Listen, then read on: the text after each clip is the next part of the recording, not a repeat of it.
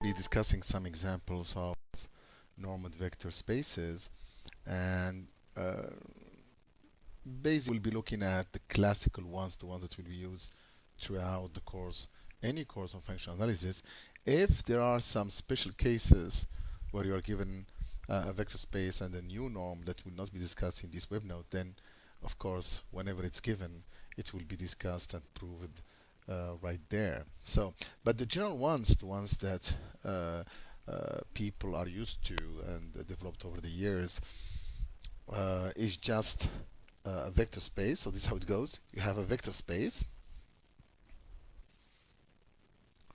and on this vector space we define the function, okay, from b into 0 plus infinity, and norm v. And what happened is we want to check whether this is a norm on V or not. And also during this web note, we'll be discussing in some cases when the norm defines a complete structure on V. In other words, that V with this norm becomes a Banach space. Okay. So first of all, as I said earlier, the hardest part is the triangle inequality. So this is the one that usually the hardest part to prove, is that the norm of V plus W is less or equal than the norm of V plus the norm of W. Okay, so the triangle inequality is the one that gives all the time the hardest point. Okay, it is an inequality, and therefore we expect it is an inequality, and therefore we expect that some kind of inequalities will help prove the triangle inequality. So we are going to make use of inequalities on real numbers because we said that the norm has values positive numbers. Okay. So what we're going to do is going to start with some classical inequalities.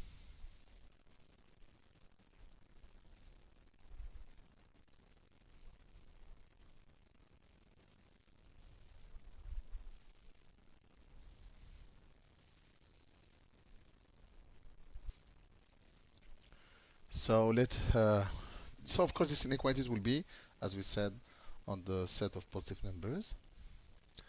The first one, the easy one, let alpha, beta positive numbers.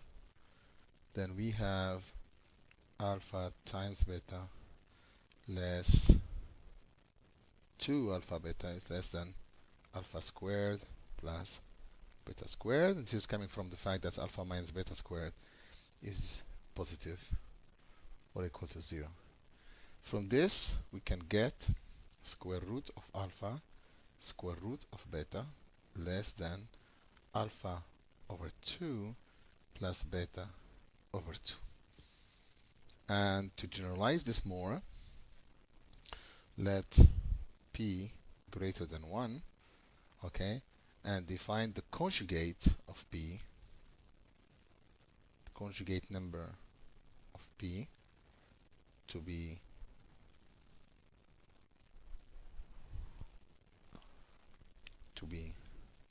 q equal p over p minus 1.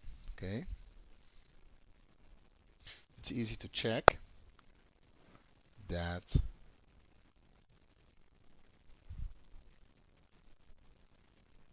one over p plus 1 over q is equal to 1, and the conjugate of q is going to be p. And also, for example, if p is between 1 and 2, q is bigger than 2, and vice versa. Okay. Note that when p is getting closer and closer to 1, q is getting closer and closer to infinity. So, I mean, infinity can be seen as the conjugate of 1, and vice versa. While when p is equal to 2, q is equal to 2. So when p is equal to 2, then q is equal to, and vice versa. Uh, this inequality here, okay, becomes for p greater than 1, alpha and beta positive, non-equal to 0,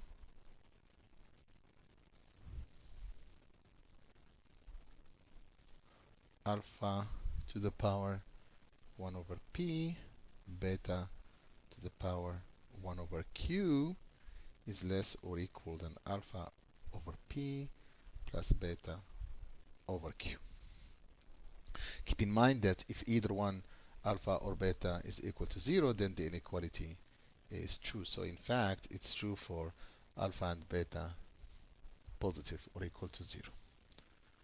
To see that this is true, uh, one way to see it, let us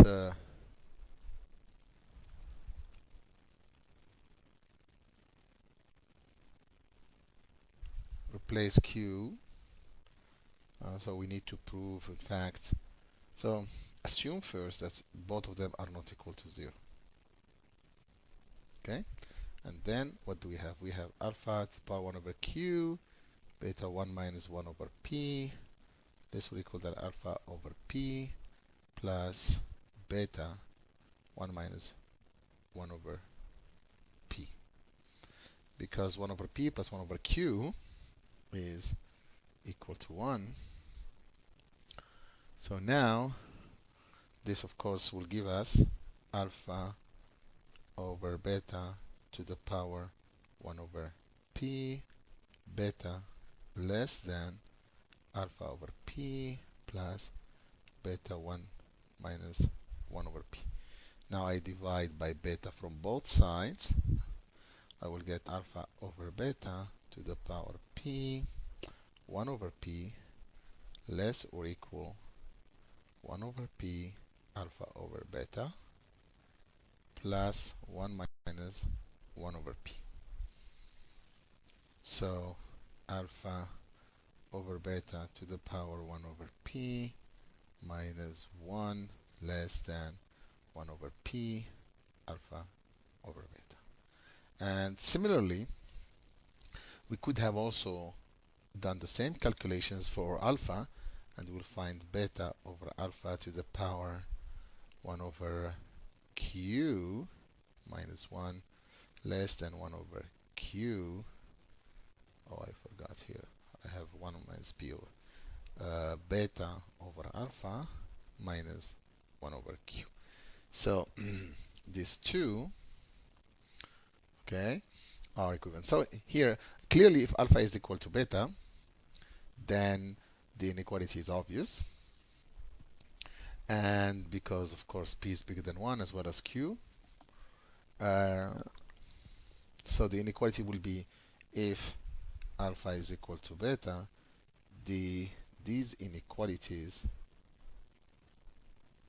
are obvious.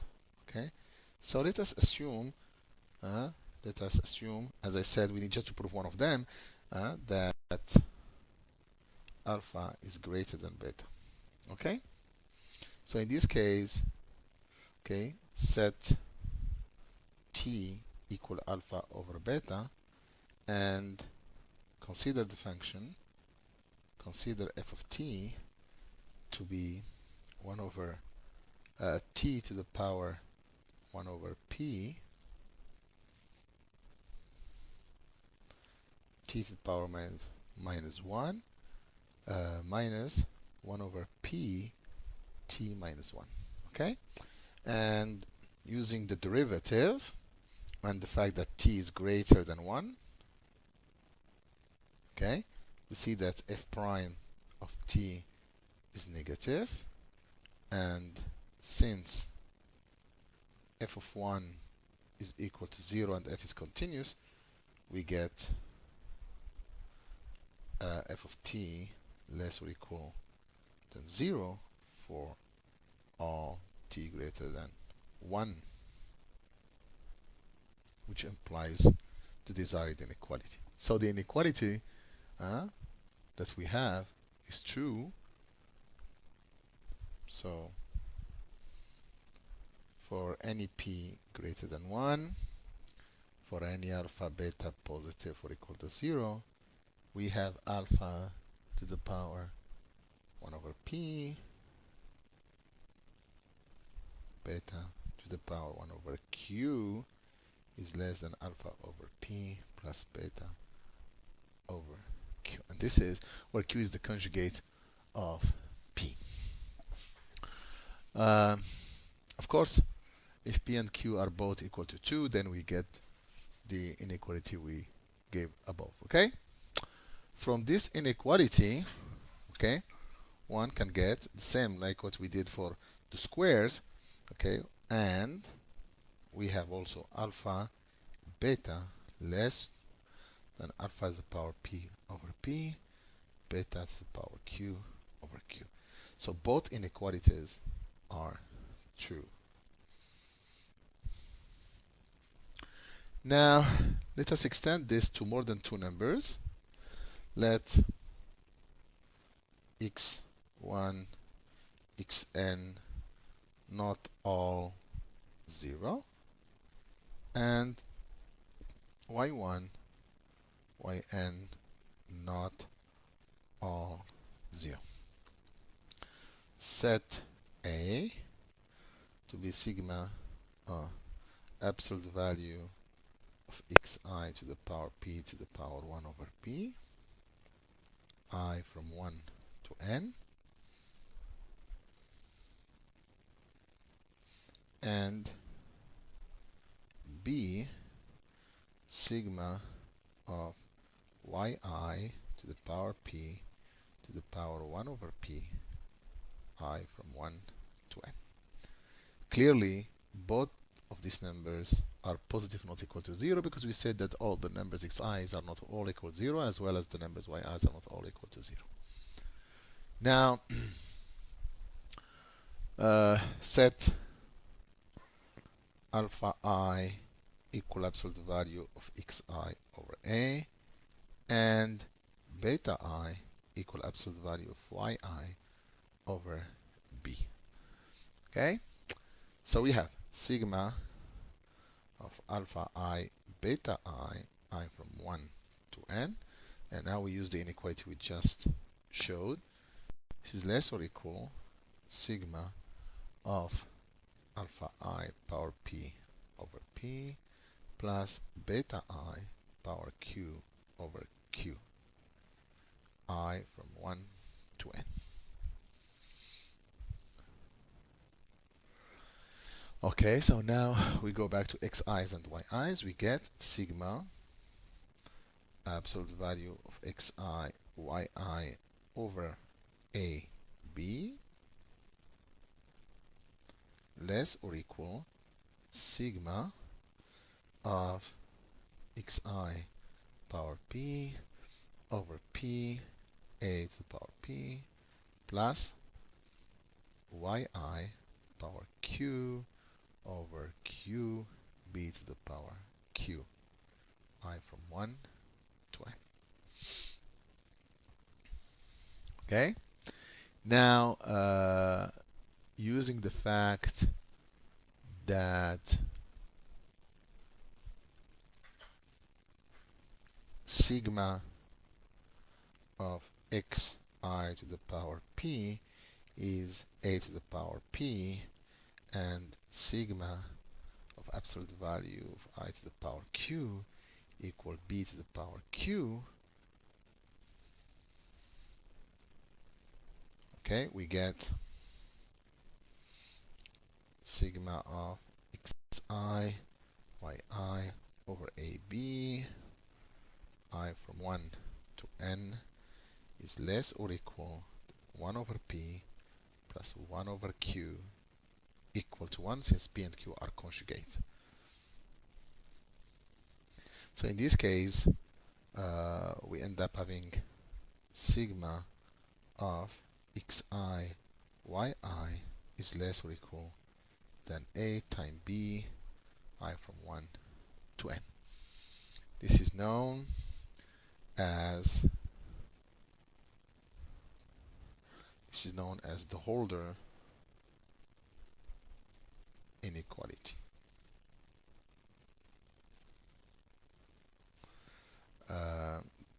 Holder was a German mathematician. He's the one who discovered this kind of inequality. So if we take the special case,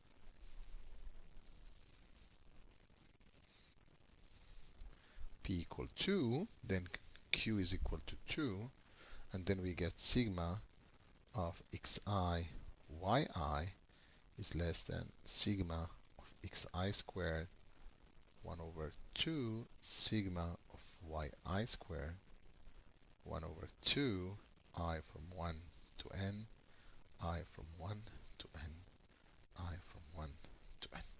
So this is known as the Cauchy-Schwarz inequality. So this is known as Cauchy-Schwarz inequality.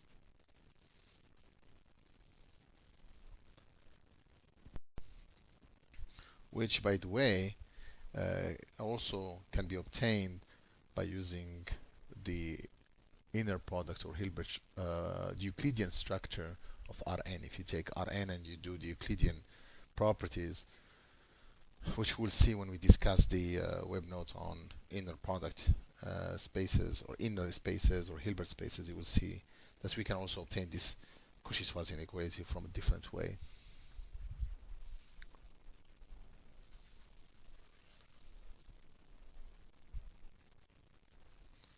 One more inequality that we can get from the Holder inequality. One more inequality. Let p greater than 1 and xi's and yi's let x1, xn, and yn, y1 till yn are real numbers such that sigma of xi plus minus yi is not equal to 0. Okay, I equal 1 to n. Okay, then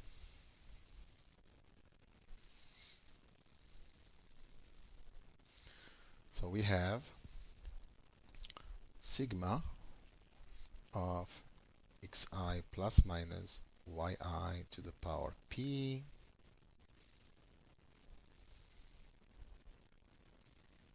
from the Holder's inequality. Not yet. So first we say this is equal xi plus minus yi to the power p minus 1, because p is bigger than 1, xi plus minus yi, and this is less using the triangle inequality of the absolute value than sigma xi plus minus yi to the power p minus 1 xi plus yi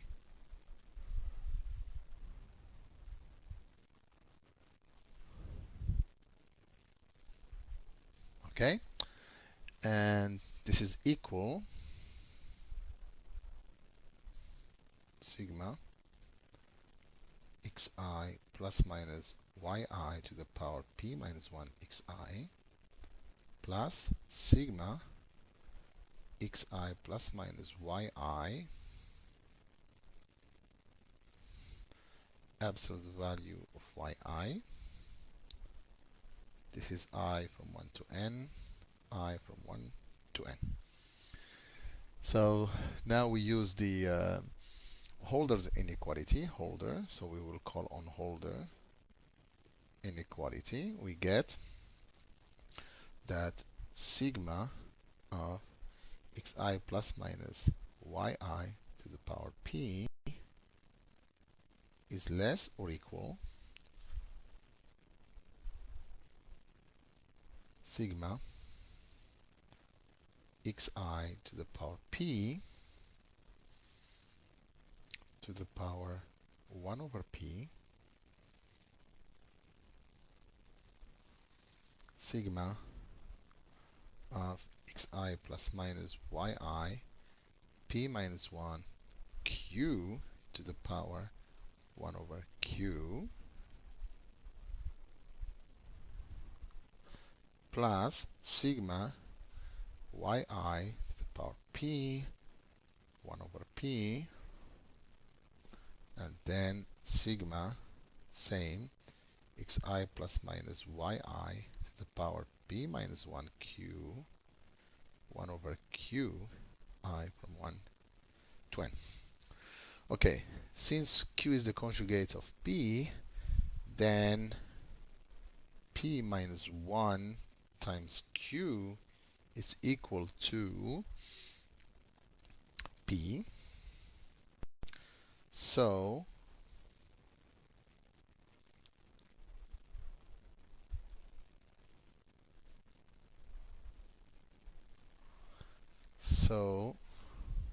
one more, a little bit more so we can see what's going on. Sigma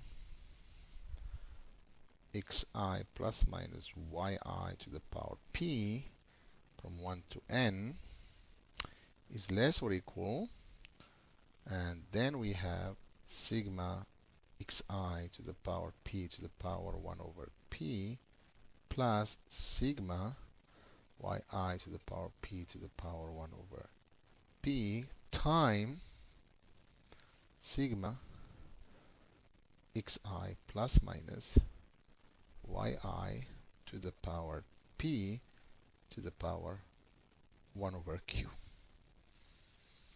So now we divide because it's the same number.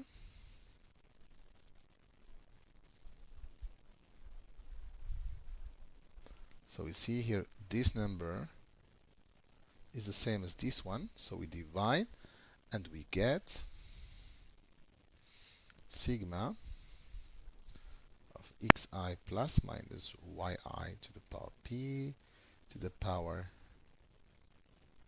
1 minus 1 over q less than sigma xi to the power p 1 over p plus sigma yi to the power p to the power 1 over p from I equal 1 to n, I from 1 to n, I from 1 to n. And since 1 over 1 minus 1 over q is 1 over p again, so we finally get the last inequality plus minus yi to the power 1 over p less than sigma 1 over p plus sigma to the power p to the power 1 over p.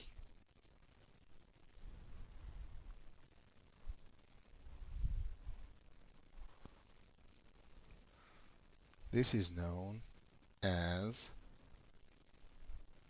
so this final inequality is known as the Minkowski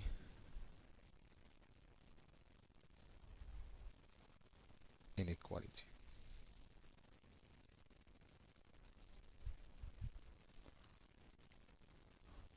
Okay, so using this, now we're ready. Oh, I forgot to mention. Let us look at the case of p equal 1, special cases. Okay, p equal 1. We get sigma of xi plus minus yi, and this is less than xi plus sigma of yi. And again, this we don't need, so this is the Minkowski inequality, but it is trivial because we're just using the triangular inequality of the absolute value. And if you take p equal infinity, so in this case we have the sup or the max of xi plus minus, which is less than the sup plus yi.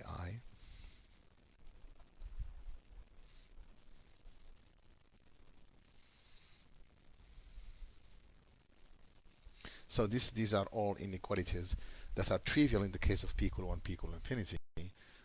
Even if we call them Minkowski inequalities, that's okay. That doesn't add anything. So now we are ready to give the application of these inequalities. Application. So this will allow us to introduce some examples of normal vector spaces. So we'll start with example 1. Okay. So let's take Rn. I'm sorry, Rn. Okay. This is the set of all x1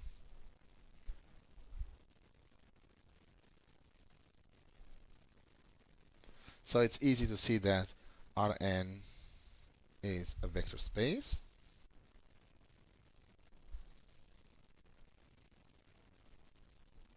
Okay. Now, we defined the norm of xi p to be sigma of absolute value of xi to the power p to the power 1 over p, I from 1 to n. So the norm, or this function, goes from Rn into 0 plus infinity. So clearly it satisfies, okay, number 1, the norm of xi p equals 0 if and only if each xi equals 0, because when you are adding positive numbers equal to 0, you get all of them are equal to 0. 2, it's obvious that if you multiply an x vector xi's by alpha, you are going to get this. And for any alpha in R and xi in Rn. And finally, using the Minkowski inequality,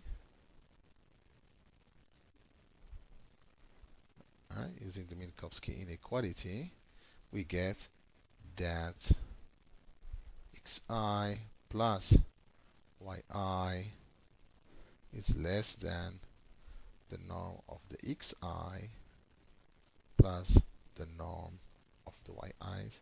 In other words, we have the triangular inequality. So as you can see, we have a norm. And if we take the case p equal 2, we get the Euclidean norm on Rn given by xi2 sigma of xi squared to the power 1/2 I from 1 to n.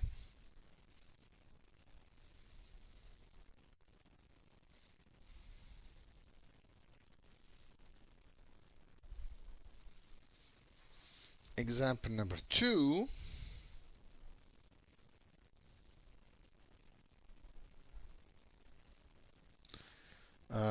Again,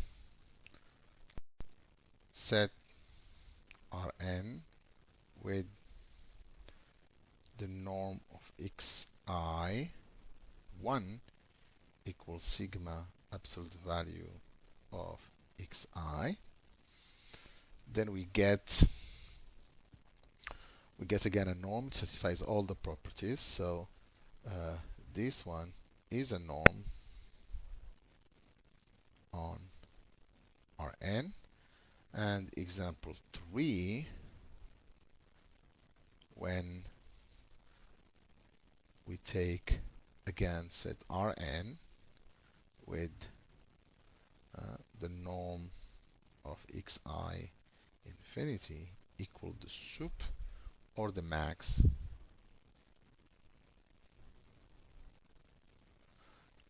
of the absolute value of xi. So this one also is a norm on Rn. Clearly, Rn is a finite dimensional space, so all these norms are equivalent, and Rn with each of these norms is complete and is a Banach space. We have seen this before. So we have different norms, okay? Next, we look at example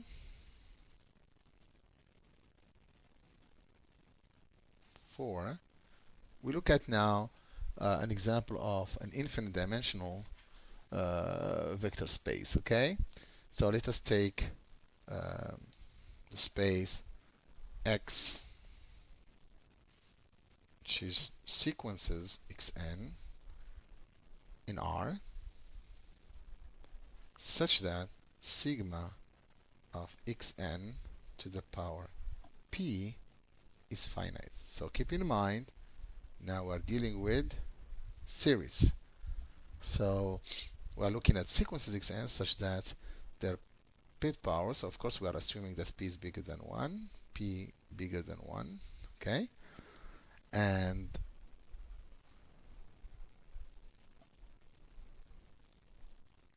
or equal to 1.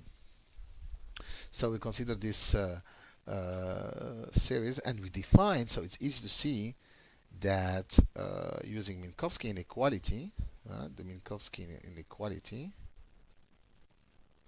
okay, we can show that if the sequence xn and yn are in X, then xn plus yn is in X.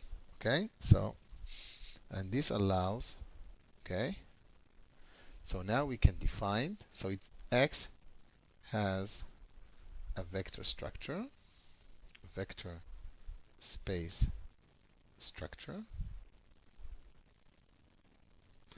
and we can define this quantity is equal to sigma of xn, and from 1 to infinity to the power p to the power 1 over p. So this defines something that goes from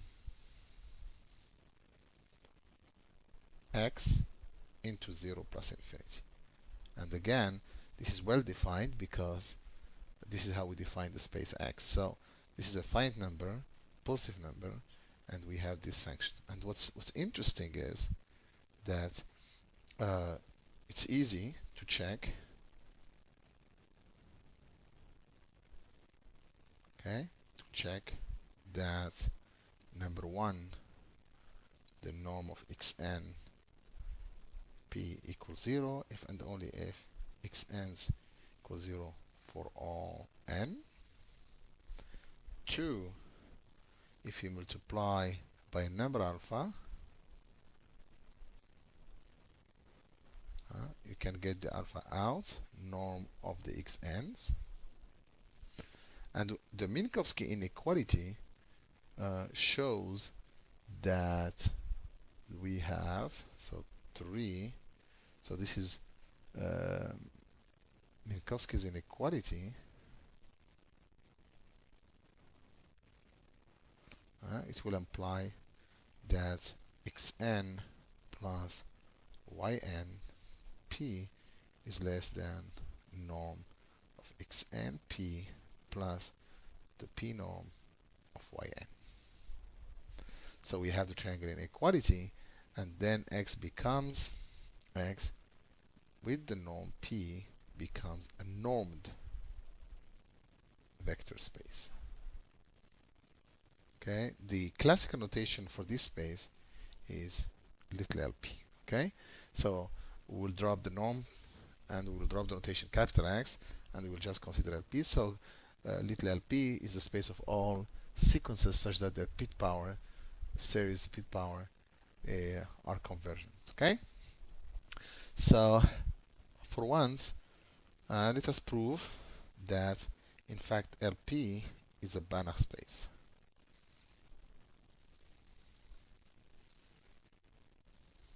Okay, let a sequence, so we have xn are the elements in LP, but we want a sequence of a sequence, so we'll use notation m here, okay, for m bigger than 1. So you have the index m on the top is the first sequence, second sequence, third sequence, okay, is a Cauchy sequence in LP, okay. So what we will see first is that, so fix n, okay, fix n, we have, obviously, by definition of the norm P, absolute value of xn of m minus xs of n is less or equal than the norm of xnm minus xnsp. So if xn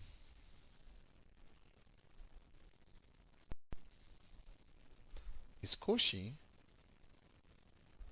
in LP, then the sequence of real numbers xn m is Cauchy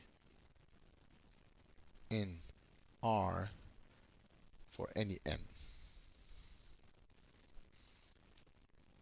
For any n greater than 1. So in other words, what's happening here, we have this sequence of sequences. So if you take components by components, they are all Cauchy. This is very interesting.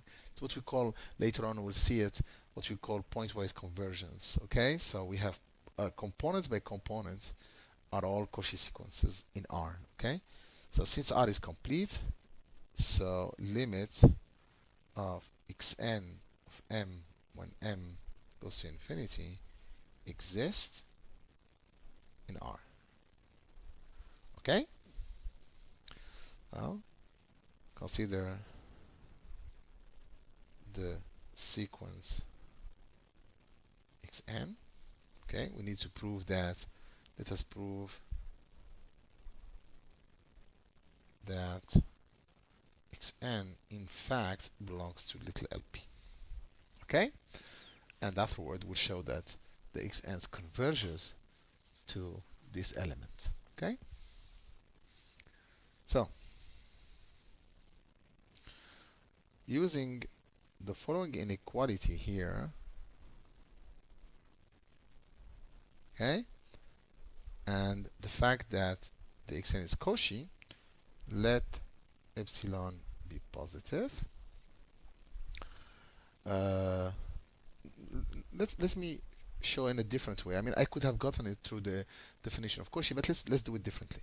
Since the sequence is Cauchy, since the sequence xnm is Cauchy in LP, then it is bounded.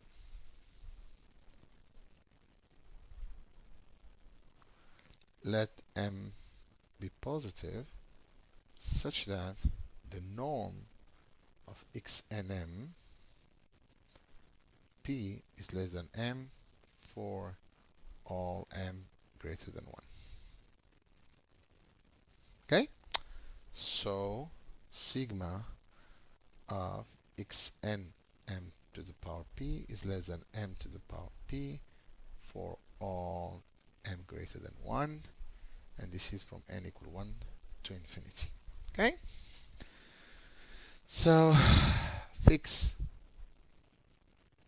n greater than 1, then sigma of xn to the power, xnm to the power p from n equal to 1 to n is less than m to the power p, and this is for any m. So of course, in other words, the capital N was introduced to have a finite sum, not an infinite sum. So now we let m go to infinity. This is true for every m. Let m go to infinity, and then we get sigma of xn to the power p less than m to the power p from 1 to capital N. Since capital N was chosen arbitrary, This shows us that the series is convergent of absolute value of xn to the power p is convergent, and that sigma of xn to the power p from 1 to infinity is less than n to the power p. Okay, so sorry, capital N. So you see here, in other words, it's convergent, so the sequence xn belongs to little lp. Okay, and now we go to the definition of, we want to show that it converges. So here, let epsilon be positive. There exists m0 greater than 1, such that for any m s greater than m0, we have the norm of xmn minus xsn p less than epsilon. Okay, so sigma of xn m minus xn s to the power p will be less than epsilon to the power p. Okay, as we did before, because I don't want to deal with infinite sums, so fix n again greater than 1, then sigma from 1 to capital N of xn m minus xn s to the power p is less than epsilon to the power p. Okay, and now we let s go to infinity, and we get sigma n from 1 to capital N xn m minus xn to the power p less than epsilon to the power p. Okay, divide by the power 1 over p, and we get that you let n go to infinity first, sorry, let n go to infinity, and we get that the norm of xnm minus xn, this is less than epsilon. Of course, we let n go to infinity, and then we took to the power 1 over p. Okay, so of course, what did we prove? We proved that for every epsilon, this is, of course, I'm sorry, less or equal, and this is less or equal. Okay, so we found that there exists an m0 such that for every m greater than m0, this norm p is less than epsilon, and this is exactly what we wanted. In other words, that the limit of xnm is equal to xn when m goes to infinity in LP. Okay, so this completes the proof that the little LP spaces are all Banach spaces. Another space that is not filled as here, so example. Okay, let's take x equal the space, the vector space of all xn sequence in R, which are bounded,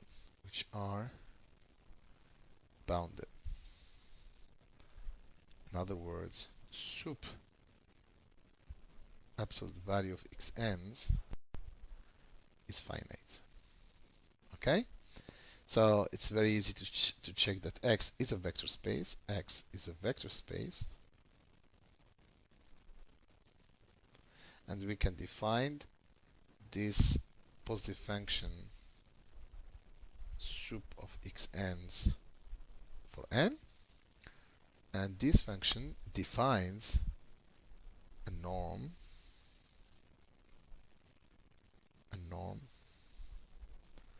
on X. So if we take X with this norm, we have a notation for this one as we did before for LP, and we call it little in infinity. Okay, so a little in infinity is the space of all the bounded sequences, real valued sequences. Before I proceed here, I want just to add something very interesting. By the way, I forgot to mention here quickly that it is very easy to check that L infinity is a Banach space.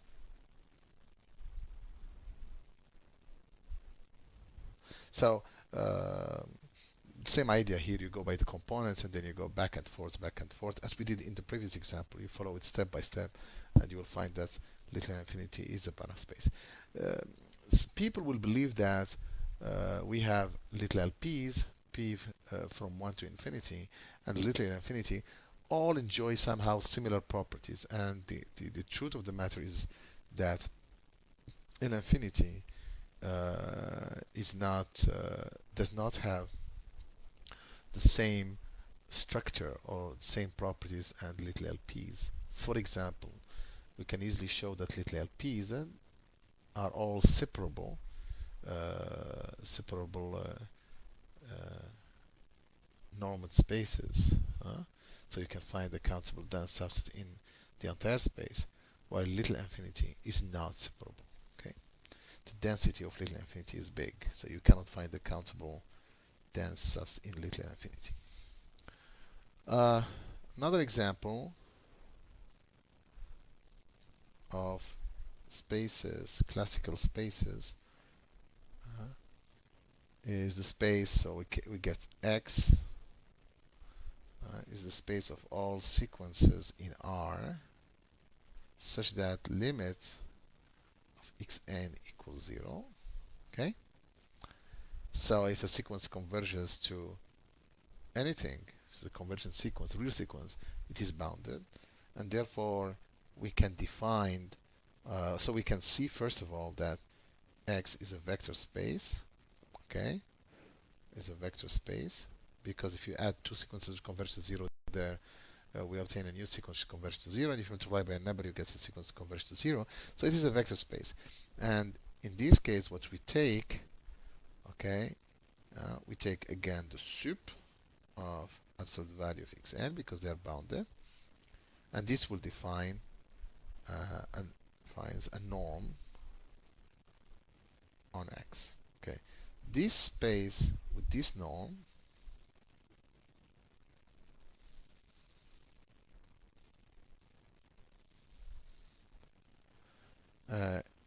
has a notation. We call it the space C0, okay, of sequences which goes to 0.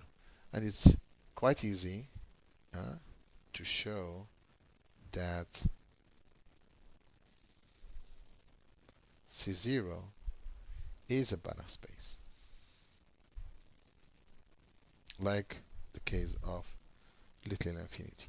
Of course, here the beauty is to show that the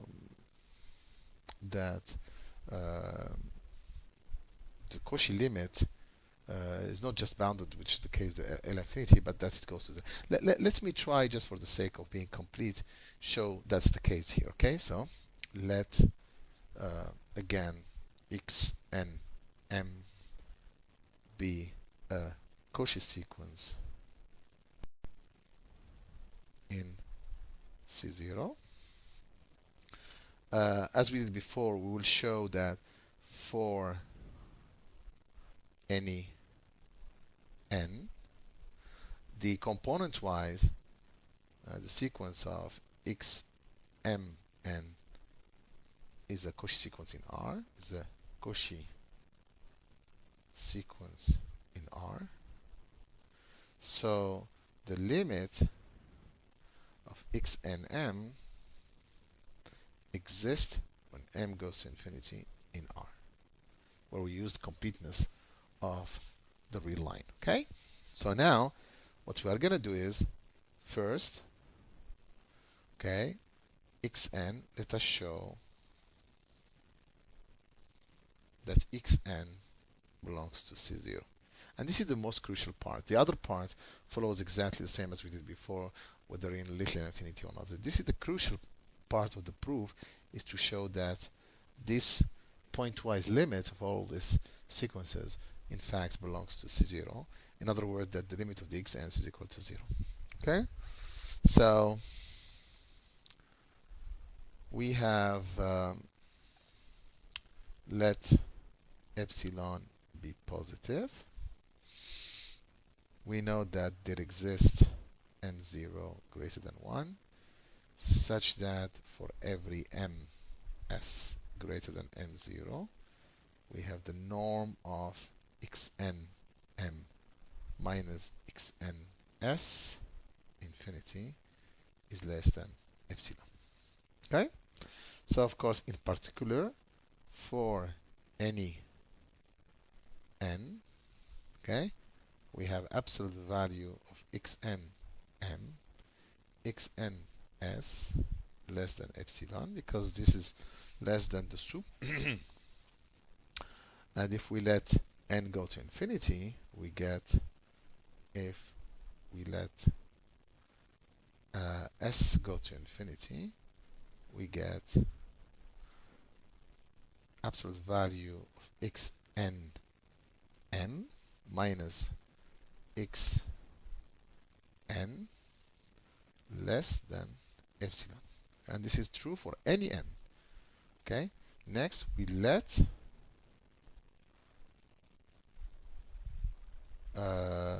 this is true. Sorry, this is true for any n greater than 1. So in particular, we have xn between epsilon plus xn m and xn m minus epsilon. Okay, so this will imply if we let n goes to infinity, now let n go to infinity, we get that lim sup. So of course xnm will go to 0 because the xnm belongs to C0. So we have 0 minus epsilon less than lim inf of xn less than lim sup of xn less than epsilon plus 0, and this is when n goes to infinity. Okay? So of course here we choose epsilon to be arbitrary. So here, since epsilon was an arbitrary positive number,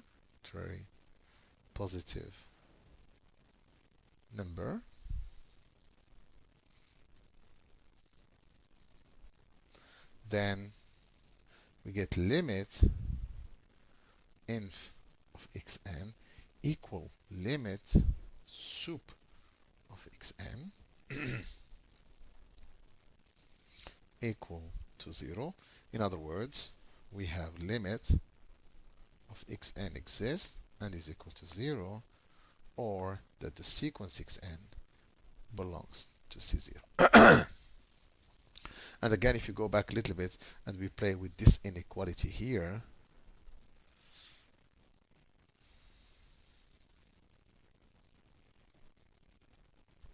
this one here, if we use this, okay, we will get that the norm of xnm minus the norm of xn, I'm sorry, the norm of xnm minus xn is less than epsilon, and this will give us that the limit of the xnms is equal to xn in C0, which shows that C0 is a complete Banach space.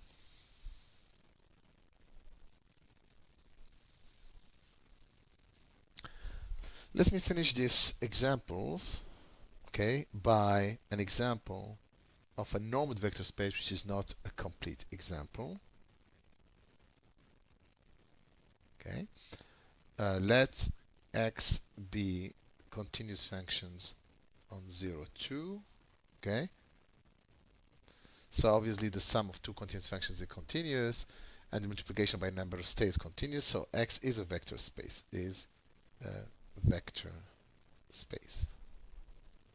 Okay, defined this quantity, the integral from 0 to 2 absolute value f of t dt. And it's very easy to see, because we are dealing with continuous functions, that if this is equal to 0 and the f is continuous, and because we have absolute value positive function, all of the function will be, in fact, if it is the Lebesgue measure, then we'll say almost everywhere equal to 0, but in this case it's equal to 0 because the function is continuous, and therefore we'll show that in this function here is a norm on x. Okay, So let us show now that x with this norm is not a Banach space. So this way, we don't want to believe that any normed vector space is complete. That is not the case. Okay? So let us take the following example. Okay? Let n be greater than 1 and consider this function.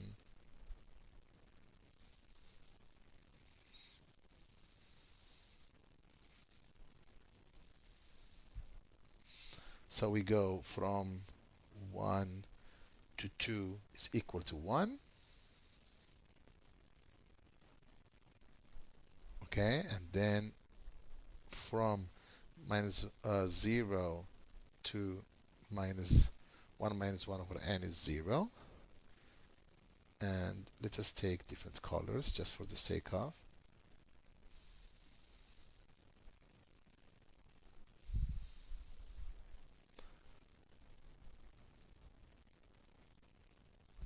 Okay, so between 1 and 2 we are constant equal to 1, and between 0 and 1 minus 1 over n is equal to 0, and from 1 minus 1 over n to 1 it's a straight line going from 0 to 1.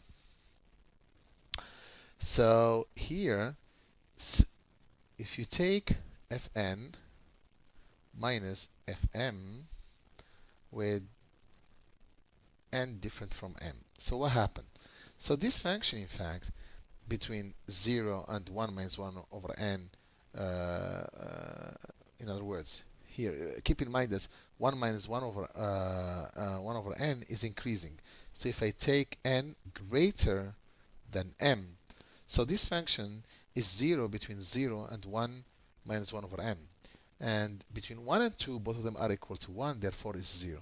So if you take the integral of this, okay, it's going to be less than, so you have one part is 0, one part, so it's going to be just the integral from 1 minus 1 over m to 1 absolute value fn of t minus fm of t dt, which is, by the way, less than, if you take pieces by pieces, the triangle 1 over 2n has for this triangle here, this is the triangle here, the area of this triangle for 1 over n, and 1 over 2m for fn. So again, this will show that the fn's are Cauchy. Okay, this inequality here shows that the sequence of fn is Cauchy in x.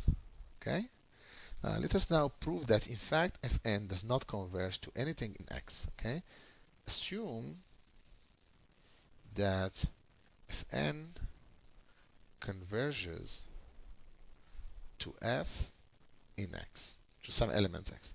So the limit will be continuous. Okay, so we have obviously the integral from 1 to 2 fn of t minus f of t dt less than the total integral fn of t minus f of t dt, which is the norm of fn minus f. So if the fn converges to f, this will imply that the limit when n goes to infinity of this integral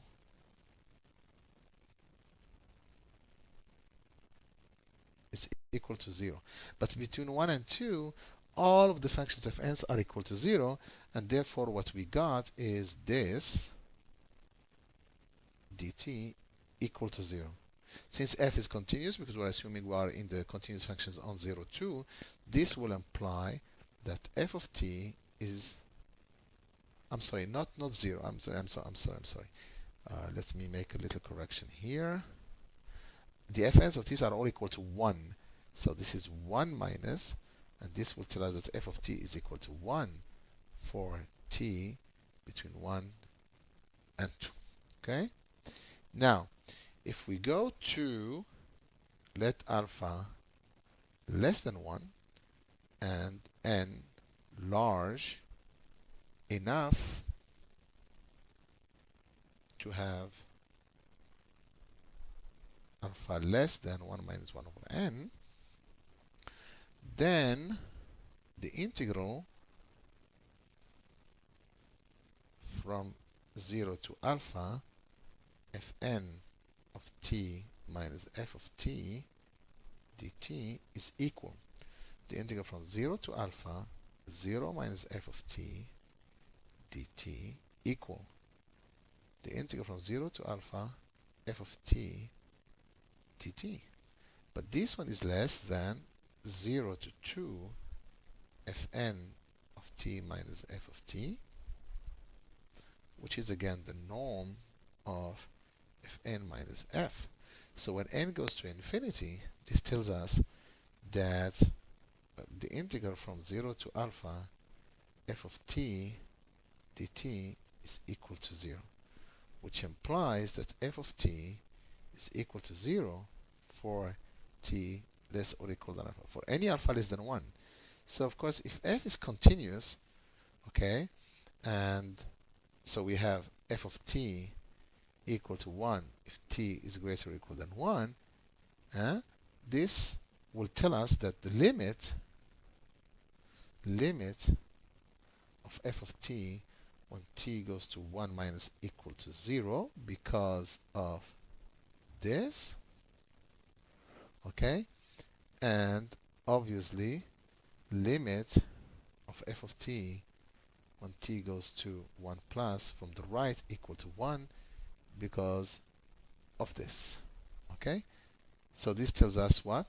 That the function is not continuous, f of t is not continuous at 1, which of course leads to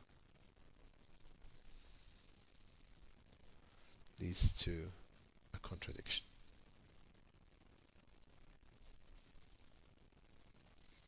So this gives us many examples. Some of them are classical, some of them are Banach spaces, some of them are not Banach spaces. So everything is to be expected. Thank you.